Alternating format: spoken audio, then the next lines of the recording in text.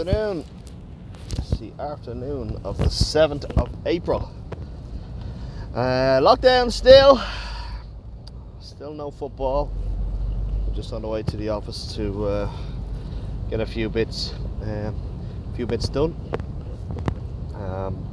As I noticed with these videos, I'm forever touching my face, so maybe you have to stop that. But all is well today. On the way, hopefully, for a productive day ahead. What are you missing at this time during COVID-19? The things that you normally do, the things that are part of your everyday. What are you looking forward to most? You know, after all of this is finished. Me, I look forward to walking in and having a coffee somewhere. Not that I haven't had coffee, but the experience of sitting down, just have a coffee and think, or whatever you're gonna do. Haircut, absolutely, all over that. As soon as everything's back open, I'm down on that door and I'm banging on it to get the haircut. Some fucker going on the wrong side of the road. He was very close to hitting me there. It's a haircut for sure. Gotta get that done. Travel. Big one for me is travel. Jesus, I just want to get onto a plane and go somewhere. I travelled August, September, October, November, December, January, February, March. I was on a good run of travel. Each month, flying away, and all comes to an end with this. There's certain things that make you tick. There's certain things that you gives you a release or you enjoy. Like things I'm struggling with at the moment. Struggling with weight. Struggling with just cracking kind of a lifestyle for COVID-19. Thinking of intermittent fasting again to get back on a cleaner lifestyle than on, because it's not right at the moment. So I'm struggling with that big time, really am. Having big hair doesn't help with that either, but it's all psychological. But for me, not having the ability to travel at the moment is fucking hard. Because I like to travel, travel small groups, travel on my own, travel with the family. I'd tell you, when this is finished, I'll be doing more travel, I think, than I've ever done. When it all wraps up, really, I think that I'm gonna try and see places I haven't seen, see places that I've already seen. Like, since August, we were in Lanzarote, New York. We're in Barcelona, Dortmund again, Dusseldorf, in Houston, Texas, Austin, Texas, Dallas, Texas, LA, Las Vegas. That was a drive from LA to Las Vegas. That was unbelievable experience. Driving through Texas, wonderful experience. Enjoyed that thoroughly. Been to Amsterdam, flown in and out of Amsterdam, flown in and out of Paris. New York again in March. Washington, March. Rome, February. Pompeii, February. Yes, I've been to a lot of places that COVID-19 is kind of rampant, actually. The reality is I may have picked up symptoms back then and not being sick. I just don't know. I think there's a lot more to COVID-19 than we've probably let on, that we know about. But all you can do is deal with the things that are in your path that you can adjust and you can handle.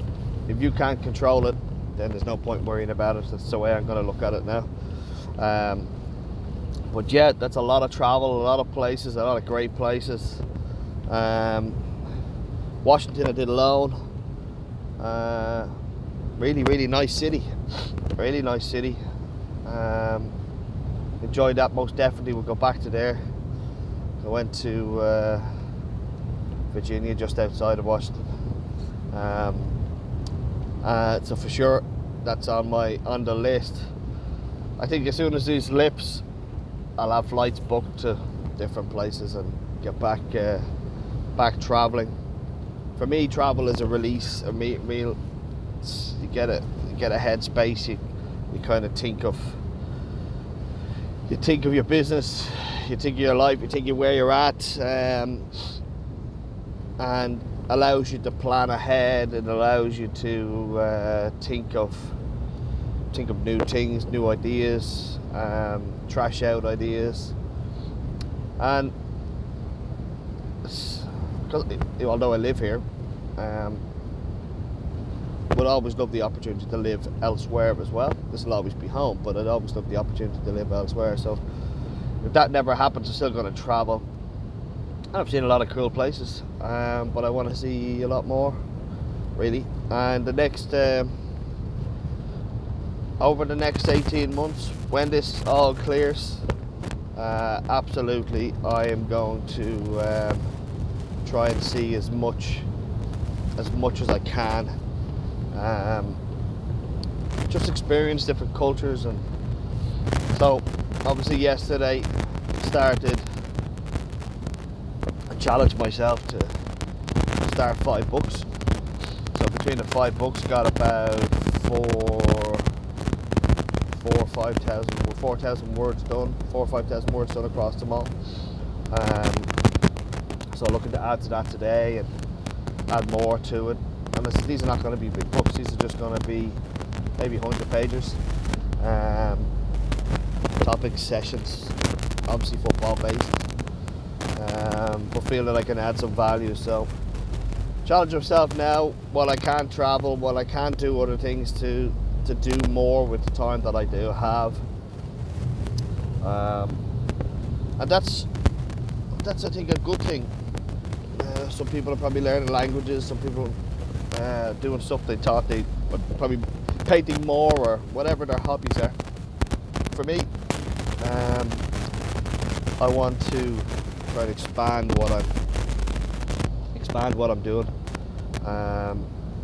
Challenge myself to do a little bit more. So I got a nice message this morning from a mate of mine, Niall, who read, I think it was on LinkedIn, just a story I put up yesterday. And this Soccer 365 journey, as I said from the start, is honest, raw. It is what it is. Anybody wants to criticize, go ahead. I couldn't give a fuck. Because you're not going to criticize that more than I'm ever going to criticize it myself. But this is not about perfect videos. It's not about trying to sell something. This is a documented journey of the reality. I was on the website, on soccer365.ie, it says the reality check. This is a reality check of what it is actually like to work self-employed in football, in professional football, in grassroots football, and the ups, the downs. And I think the downs are probably more severe. There's probably more of them. There's a lot of great times. It's probably more steady times than downs. Then you always get the peaks. The travel for me is a peak. Always it's a great perk, because I know that if I had a real job, in a POIE or work for somebody else, I wouldn't be able to travel like I could travel. So that's a massive perk. It's a massive enjoyment factor, a benefit of this. So if you cannot, if people can't understand it or want to criticize it, great, go ahead. But this is unedited, unscripted, raw. It is what it is. And this is something that in 3 or 4 or 5 years I'll look back and know that I documented the journey properly. I was honest about it, and it wasn't done in a way to knock anybody else or to sell an idea or try and get something, force something upon anybody. This is and will be just purely about my experience, and maybe somebody will look back and go, you know what, I'll take that chance.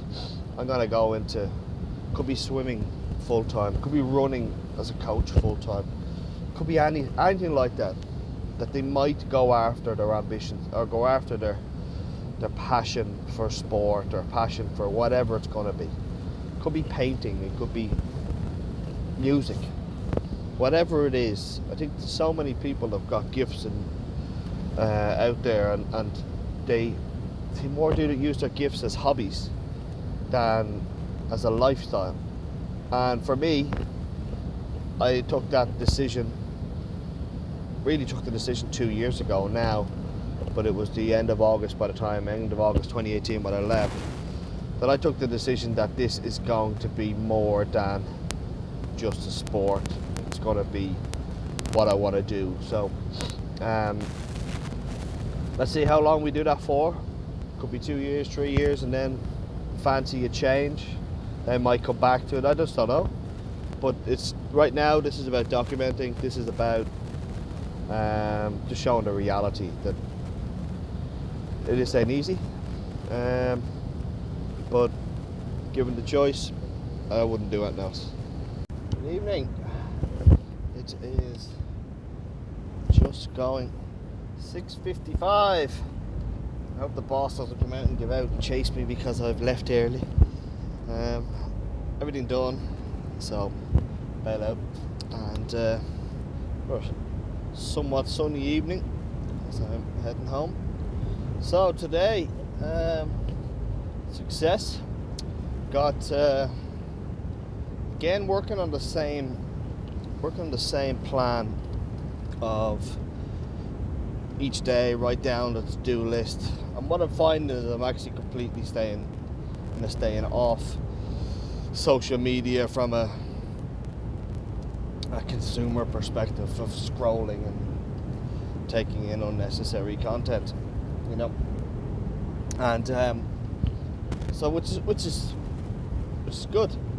So today, kind of the main basis was to get everything, to get a social media post done on each of our accounts. So successfully got that done really quickly, first 20 minutes. Made sure I did that, which is great.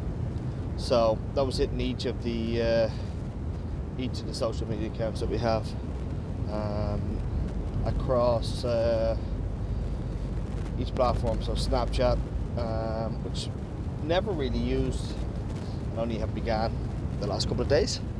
LinkedIn, Facebook, Instagram, YouTube, and TikTok. So across them all. So I was happy to nail that straight away. Plan going forward is to kind of hit them 2-3 times a day, different accounts, different stuff. On nothing on the websites today, because there's no point in necessarily keep going back. I've done enough work on them. The key thing this week really was getting the the hair's getting too long. It's really getting on my nerves. At this point, it might just get shaved off. The key thing this week was catching the videos, getting the videos up to date on the EI Media X account. And really again today must have got, I did a lot of videos today, about 8 videos, catch 8 days kind of caught up. So I'm kind of up to the mid-February. Plus I also went back into my college account for the University of Lisbon, and within that you can't download, the way they've got the system set up at the university is you can't actually download your videos. So I neatly set up my camera to record my final presentation and my final session assessment, and also one of my sessions where they actually marked me down because I didn't move enough in my session. And for point of reference, I was in a boot at the time because I had badly damaged the ligaments in my left ankle and a fall. So I still did my practical, but they marked me down because I didn't move. I didn't move enough within the session. So I copied them videos. So I'm going to upload them over the coming days as well. Because I think again, it's all a learning process. It's a learning process for me. It's a learning process for coaches, and within that, it kind of gives another idea, another look at another federation's course, another university's courses, and the way they do them in Lisbon is all the coaches are mic'd up. There's a double video on, so there's a video just on the coach, so you're looking at the coach's body shape, manner, etc. And on top of that, then you've got one on the entire session, so you can have a dual focus, dual look at both. So they're interesting. So that'll I'll upload that as well. So got plenty of videos. Kind of, I said, up to mid-February now on the EI Media X. So definitely much happier with that than where I was at last week. And as it's kind of trying to improve efficiency, as I'm doing the export on the videos, which can take anywhere from 5 minutes to 20 minutes or half an hour, depending on how big the video is, I then jump back onto the laptop and back into the books. So the 5 books today, all are moved on further, and I'm now up to about 7,500 words between them all. Yes, it would probably be easier to do one and then finish that and move on to another one, but actually I would rather the challenge of trying to see how much of this can I actually get done in the 30-day period. So that's why I'm doing so many at the same time. Plus, each one is different, and when you're kind of writing something, you can exhaust your thought process at one point in one book, and then kind of move on to the next book, and then again have kind of fresh thoughts on that one and ready to go. So that's working quite well. So I'm going to continue on that. But I will be honest, a couple of things, like as I listened to today's videos, kind of back towards the end of January and into mid-January, so much went on during that period, emotionally, financially, and when I look back and I listen to the videos, kind of proud of how honest I was at the time, with kind of what was going on within the business, because this ultimately is about being as honest as possible about everything, about the challenges, the opportunities that come with them challenges, losing people, financial difficulties, everything. I'm proud to say that this being unscripted, raw, is just the reality of running your own business, the reality of dealing with the ups and downs of an economy. God knows what will happen now at the end of this COVID-19 Will everybody flock back to sport? Maybe not. Will we lose 30%? Possibly, yeah. We already were going to lose 40% because players were going to teams. So are they still going to go to teams? And if they are, then we're down about 40% plus potentially. We're coming to summer break where you traditionally take a dip anyway. So actually the reality is we may only come back to 25%, 30% of the kids that we had before this hit. So the kids that we re-registered at the end of January, we may only have 25% of them. Not by anything that we've done wrong, but just due to economics and players going to teams and different stuff. So that's the reality. So I had a conversation last night with Danielle about, okay, well, what do we do now going forward within the business that actually we may need to change the way we operate, may need to change the structure, and just really forced down to what's happened. And really this week is going to tell a tale come Sunday when Leo Varadkar speaks again and announces whether they're going to extend the lockdown, how long they're going to extend the lockdown for. I'm kind of keeping an eye on the numbers, and I reckon we haven't had a spike. We're going to have a spike in the numbers. If we don't have a spike, they're managing this extremely well, I have to say.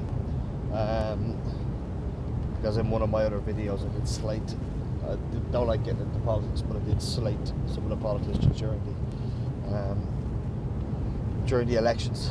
So it appears to be handled quite well, but I'm expecting a spike.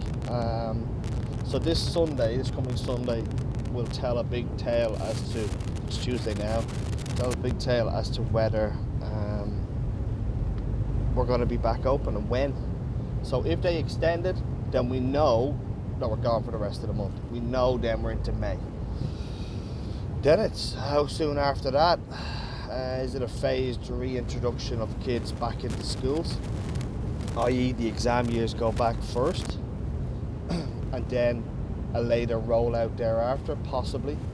But I just don't know if that's going to be possible to do. It's going to be difficult. So need to, this week as I said, it's going to tell a tale. I am struggling with a couple of things. Struggling physically. I need to nail some health matters, weight matters. I'd love a coach that I could tap into each day, just on diet, just on exercise, just someone that should be held, that I am accountable to for my efforts, my lack of efforts. I've always been one liking the thought of having a one-to-one coach, paying for one-to-one, paying for PTs, etc. And I need that at the moment because just struggling with that, struggling with weight. And when I look back at the video, see where I was at mid-January, end of January, was getting into a good position. I was happy at where I was, but now, no, way off. It's not a case of, I'll back up and join the gym or whatever. Gyms are all closed. Yes, I can walk. Yes, I can do gym and weights at home. I'm all on it, but it's getting up. Problem at the moment is I'm waking up at 10 a.m. So, aim tomorrow. Tonight now I was going to walk. Gonna go walk in, not two. Feed the horses with Noah. They're not my horses, the horse at the back. Get some dinner. And tomorrow, rise early. Gonna walk in early. Maybe get some weights in. See can I make these adjustments, these changes myself.